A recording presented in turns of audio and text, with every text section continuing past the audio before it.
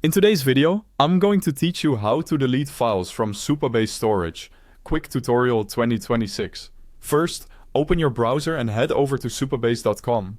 This is where you'll access the dashboard for your projects. Supabase Storage is organized into buckets, which behave like folders, and inside those buckets, you'll find your files and images.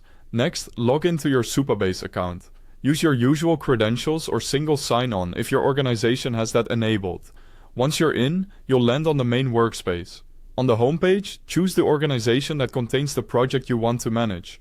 Organizations are simply containers for one or more projects. Selecting the right one ensures you see the correct resources and permissions for your team.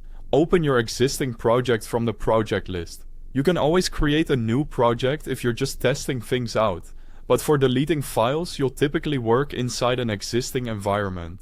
Supabase supports full CRUD with its REST API and client libraries, like Supabase, but in this tutorial we'll perform the deletion directly in the dashboard for speed and clarity. Inside the project view, look to the left-hand navigation and click on Storage. This takes you to the area where your buckets and files live.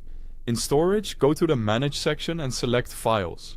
If you haven't created a bucket yet, create one first. Think of a bucket as the top-level folder for your assets. If you already have buckets, click into the bucket that contains the file you want to remove.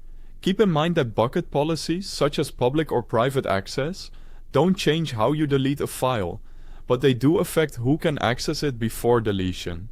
Inside the bucket, locate the file you want to delete. Open the three dots menu next to that file and choose Delete. You'll see a confirmation warning explaining that this action cannot be undone.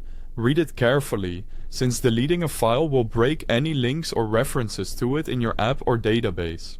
If you're sure, confirm by submitting the deletion. If you run into a permission error, you may need elevated access within the project or to adjust storage policies. Ask a project admin if needed. After confirming, the file will be removed from the bucket. Refresh the view to verify it's gone, and consider testing any pages or features that reference that file to make sure everything still behaves as expected. If the file was critical, replace it with an updated asset and update any URLs in your app. That's it. You've successfully deleted a file from Supabase Storage. Thanks for watching, and happy building!